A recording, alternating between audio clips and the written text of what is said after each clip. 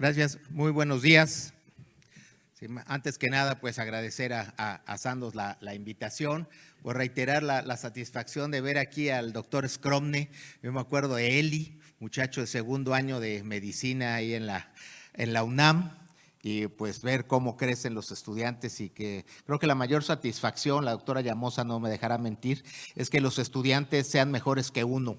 Es cuando uno dice, sí, la hice. Y bueno, pues vamos a dar inicio con un cambio radical. Ya vimos la teriflunomida, sus ventajas, cuándo se puede utilizar, pero pues vamos a ver la cuestión de las terapias bioequivalentes, que es algo importante. Aquí están mis posibles conflictos de interés. He trabajado con varias compañías y bueno, esta presentación es posible gracias al patrocinio de Sandoz. Bueno, ¿por qué tenemos medicamentos genéricos? Si todo el mundo está hablando de los medicamentos genéricos, pero rara vez tenemos una visión de esto. Bueno, el propósito es ahorrar dinero, y se ahorra muchísimo dinero. Estos son datos hasta el 2021 en Estados Unidos, de lo que se ahorró con genéricos y con biosimilares. Pues en el 2021 fueron 373 billones, bueno, son billones gringos, o sea, miles de millones de dólares. O sea, poquito más de lo que gana un residente de neurología, tantito, ¿sí? Pero es algo significativo. Entonces, el ahorro es fuerte. ¿Qué sucede en Europa, donde todavía esto ha sido más estudiado?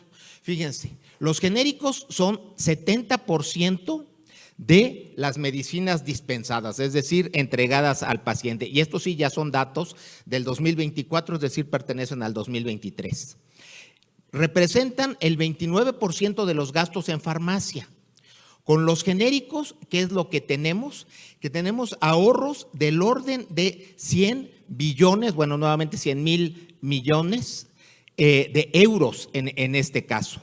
Hay muchos sitios de manufactura, pero algo muy importante, se duplica el acceso a los pacientes. Es decir, que estamos duplicando el número de pacientes que tienen acceso al tratamiento, y esto es algo sumamente importante, y por supuesto, pues hay mucha gente trabajando en esto. Ahora, los genéricos permiten reducciones significativas en el precio, eso ya está muy bien establecido, pero deben garantizar tener la misma calidad, eficacia y seguridad que los innovadores. No solamente queremos medicamentos baratos, queremos medicamentos baratos que funcionen tan bien como los innovadores. Entonces, ¿qué es lo que se va a hacer para poder demostrar esto? Bueno, tenemos toda una regulación, pero antes de mencionarla, vamos a entender algunas cosas. En farmacología, algo muy importante es establecer una relación entre la concentración del medicamento en el organismo y los efectos farmacológicos. No vamos a poder ir a muestrear en todos los tejidos. Y por ejemplo, en el caso de esclerosis múltiple, pues no podemos estar tomando biopsias de cerebro cada 15 minutos para ver cuánto medicamento hay ahí. Donde sí podemos muestrear es en la sangre. Entonces, pues vamos a tener este tipo de curvas donde tenemos la concentración en sangre en función del tiempo. También puede ser concentración en plasma o concentración en suero, según la técnica que tengamos para medir. Entonces, bueno, aquí tenemos tres curvas, la A, la B y la C. Permítanme ustedes comenzar por la C. En la C, las concentraciones son bajas. Es un medicamento por vía oral, se toma, se alcanzan concentraciones bajas, se llega a una concentración máxima y después los niveles van a disminuir como consecuencia de los procesos de eliminación. Aquí lo que vamos a tener es un efecto insuficiente que nos lleva a una falla terapéutica. Hay que distinguir dos cosas, lo que es el efecto, que es el mecanismo de acción farmacológico, y la respuesta, que es lo que queremos. Veamos un caso muy sencillo, naproxeno, que ya ven que es un medicamento muy popular aquí en México, porque de hecho es mexicano, fue desarrollado aquí. Entonces, ustedes tienen un dolor de muela y les dan un naproxeno. ¿Qué hace el naproxeno? Inhibe la síntesis de prostaglandinas. Si las concentraciones son bajas, sí hay inhibición de la síntesis de prostaglandinas, pero no en la suficiente intensidad para provocarme el alivio del dolor. Entonces es un fracaso. Veamos ahora la curva B. En la curva B llegamos por arriba de un umbral que le llamamos concentración mínima efectiva. Mientras las concentraciones estén por arriba de este umbral, lo que vamos a tener es que ahora sí la inhibición de la síntesis de prostaglandinas es de suficiente intensidad para provocar un alivio significativo del dolor. Entonces el paciente está contento.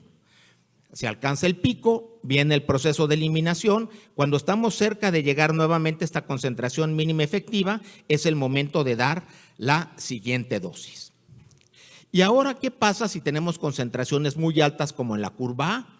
Vamos a llegar por arriba de otro umbral que le llamamos la concentración máxima tolerada y empiezan los eventos adversos. Es donde ya el paciente no tolera el tratamiento y lo deja. En el caso del naproxen, pues es que ya no puede uno con el estómago. Realmente hay mucha acidez, vómito, dispepsia, etcétera. Y si seguimos todavía más arriba, llegaríamos a toxicidad. Entonces, el propósito de todo esquema de tratamiento es estar en lo que le llamamos la ventana terapéutica, concentraciones en sangre entre la concentración mínima efectiva y la concentración máxima tolerada. Esto es nuestro propósito. Este es uno de los temas más importantes en farmacología clínica y para que esto se entienda bien, por favor, permítame hacer una analogía con la salsa picante. Como ustedes saben, en este país, el prestigio de toda institución hospitalaria pública se mide por los changarros que venden tacos allá afuerita. Sí, de hecho, si ustedes van a la zona de institutos de salud en Tlalpan, van a ver que no son changarros, es todo un mercado de tacos. Y ven que hasta los del eximio Instituto Nacional de Ciencias Médicas y la Nutrición, Salvador Subirán, se están echando sus tacos allá afuera. Les piden que se pongan la mano acá para que no se vea el escudito de la bata, pero pues ahí están entrándole a los de suadero, a los de tripa, a los de oreja, de cachete, de buche, etcétera. ¿Cómo escogemos ahora todos el changarro a donde nos vamos a echar un taco? No es por el taco, si el taco es un sistema biológico intrascendente, un pedazo de carne en una tortilla. La trascendencia se adquiere con las salsitas y entonces va uno allí. ¿A qué voy con todo esto? Bueno, la salsa contiene chile, el nombre científico es Capsicum annuum y el chile contiene capsaicina. Los efectos de la capsaicina son tan importantes que el premio Nobel del 2021 se otorgó a los investigadores que estuvieron viendo, sobre todo a David Julius, estuvieron viendo los efectos de la capsaicina. ¿Qué hace la capsaicina en la mucosa bucal? Se une a sus receptores TRPV y libera entonces un péptido que se llama sustancia P. La sustancia P va de la neurona presináptica a la postsináptica, activa los receptores NK y es lo que produce la sensación de ardor. Entonces regresemos a nuestro taco. Entonces ya ven, todo mundo ahí con su taco, ¿sí? Se echan ahí su taquito y le ponen su salsa. Si le ponen muy poquita salsa y lo muerden, ¿qué sucede? Si hay capsaicina en la mucosa bucal, si hay activación de receptores TRPV, si hay liberación de sustancia P, si hay activación de receptores NK, pero no en la suficiente intensidad para que nos sepa rico el taco. Entonces le ponemos más y le damos la mordida y es cuando alcanzamos la ventana terapéutica. Ahora sí, es cuando uno cierra los ojitos, echa para atrás el cabuz, levanta el dedito, le da la mordida y ¡ah! Se logra el objetivo terapéutico, que es cuando realmente se disfruta el taco. Pero si le echamos mucha salsa, ¿qué pasa? Nos salimos de la ventana terapéutica, hay demasiada capsaicina, demasiada liberación de sustancia P. Y entonces, ¿qué sucede? Pues ya nos enchilamos, eso ya es desagradable y hay fracaso terapéutico. Este taco ya no nos lo podemos comer y lo tenemos que dejar y comprar otro. Entonces, es importantísimo en la ventana terapéutica. El chile nos sirve para hacer varias analogías. Primero, no todos tenemos la misma ventana terapéutica. Hay unos que están llorando con 3 gotitas de salsa y hay otros de que pues le entran pero a cucharadas tal cual. Y luego tenemos las salsas de ventana terapéutica amplia, por ejemplo una de chile pasilla, te equivocas en media cucharada y no pasa nada. Pero ¿qué tal una de manzano, de habanero o de chile de árbol? Ahí sí, te equivocas en 3 gotas y vas a ver los efectos de la sustancia P. Entonces, con la salsa picante, pues tenemos ya una muy buena idea de lo que es la ventana terapéutica. Y esto nos puede entonces servir para ver la definición de biodisponibilidad, que es la cantidad de fármaco absorbido y la velocidad a la que se absorbe. La cantidad la vamos a determinar como el área bajo la curva, que abreviamos AUC de Area Under the Curve en inglés, y puede ser de concentración en sangre, plasma o suero contra el tiempo. Y la velocidad se determina por Cmax. Veamos esto gráficamente para tenerlo más claro. Tenemos aquí 2 paneles, vamos a ver si ustedes me lo permiten, el panel de la izquierda. Entonces tenemos 3 curvas, la azul, la roja y la verde. El área bajo la curva es el indicador de extensión de absorción, es decir, cuántas moléculas llegaron a la sangre. Y Cmax es el indicador de extensión, pero también de velocidad, qué tan rápido lo hace. Entonces, viendo aquí el panel de la izquierda, tenemos 3 curvas, la azul, la roja y la verde. En la azul, la totalidad de las moléculas presentes en la formulación oral llega a la sangre. Tenemos entonces una área importante y una concentración máxima elevada. En la roja tenemos que solamente 2/3 partes de las moléculas llegaron a la sangre. Se pierde 1/3, ya sea por efecto de primer paso o porque no se absorbieron. Entonces tenemos un área bajo la curva menor y una concentración máxima más baja. Y en la verde solamente 1/3 parte de las moléculas presentes en la formulación llegaron a la sangre. La concentración máxima es baja y el área bajo la curva también es inferior a los otros casos.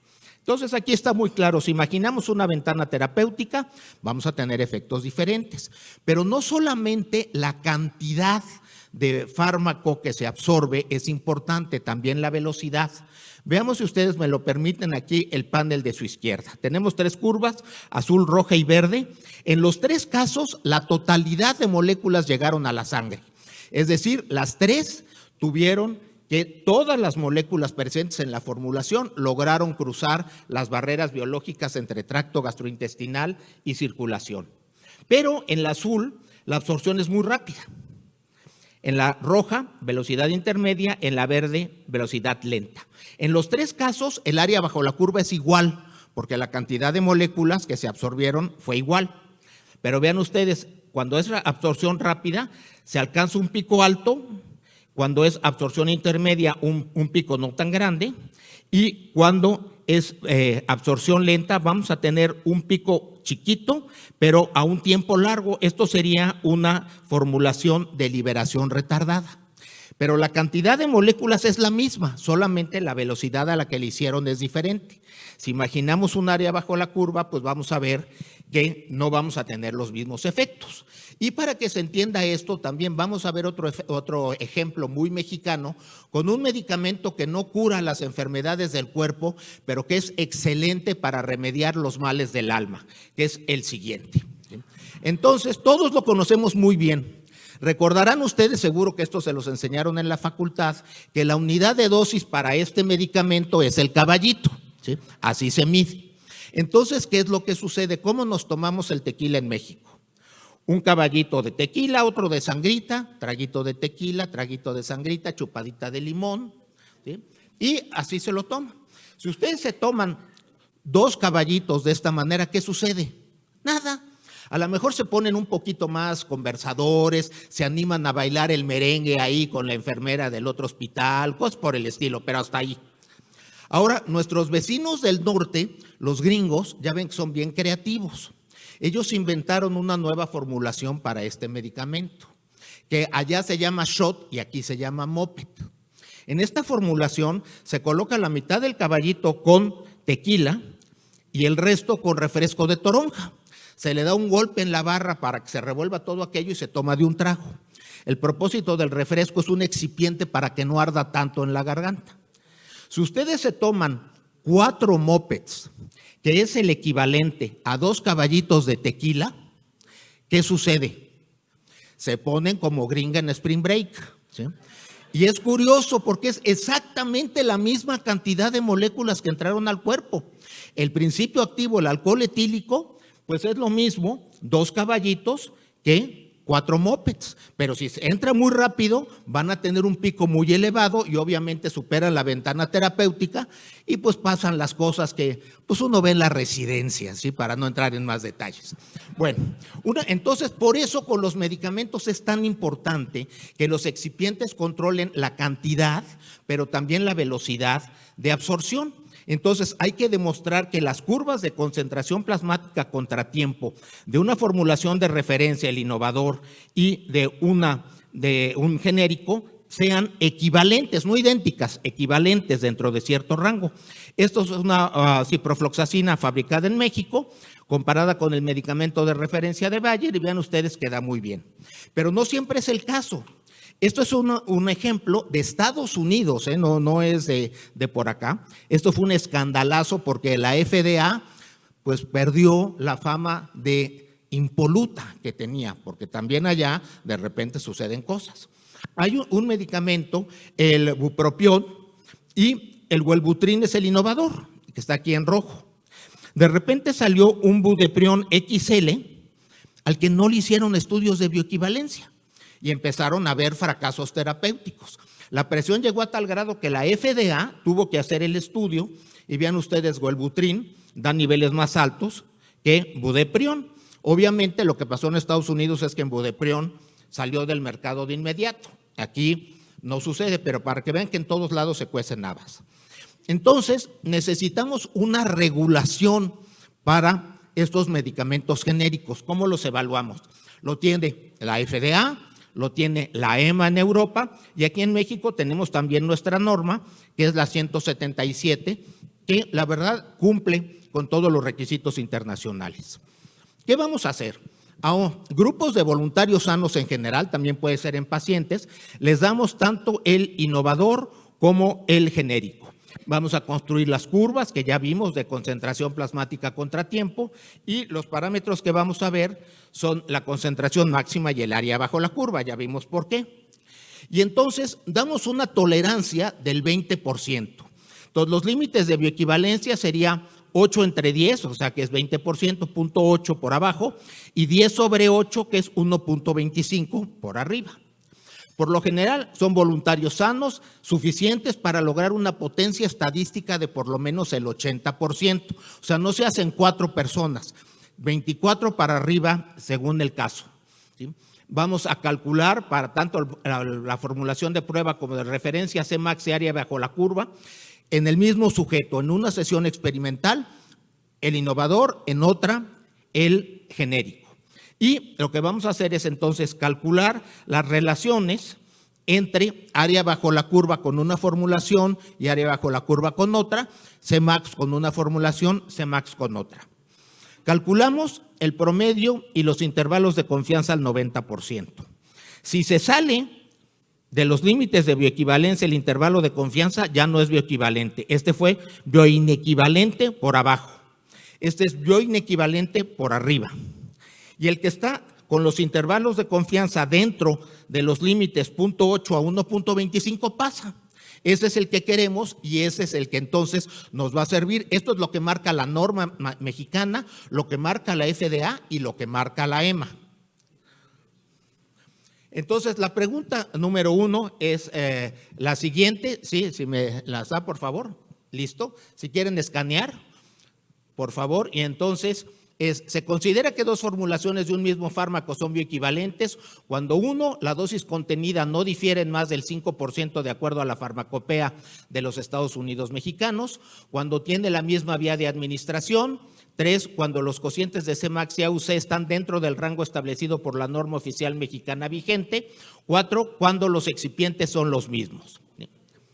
Si vemos los resultados, entonces muy bien, prácticamente todos, cuando los cocientes de Cmax y área bajo la curva están dentro del rango establecido. ¿Por qué es ese rango? Por experiencia clínica. Tenemos ya desde el 72 con los estudios de bioequivalencia, el primero en empezar fue el Reino Unido, y sabemos que ese rango nos da muy buenos resultados en casi todos los casos, no en todos. Ahora, vemos para la teriflunomida, ahora sí, ¿qué es lo que se hace? Bueno, ya no voy a hablar mucho porque pues hemos estado hablando durante toda la sesión, su vida media es larga, y se hizo un estudio de bioequivalencia, donde el objetivo primario era evaluar y comparar la biodisponibilidad de una dosis oral de teriflunomida en tabletas, como la formulación de prueba de Sandoz y como Aubagio, la formulación de referencia de Sandoz. Este fue el tratamiento y el periodo de lavado se ajustó de acuerdo a la eliminación, como ya vimos con colestiramina, y se tomaron entonces muestras de sangre y la teriflunomida fue determinada en plasma por un método de cromatografía autorizado. Aquí tenemos los resultados, pueden ver que las curvas son muy semejantes.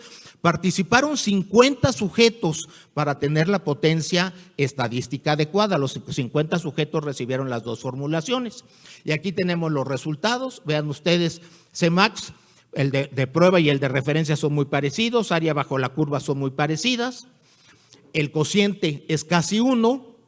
Y los intervalos de confianza están dentro del rango 0.8 a 1.25. Realmente todo salió bien, fueron bien tolerados, como se esperaba, pues es una sola dosis, en voluntario sano no había gran problema.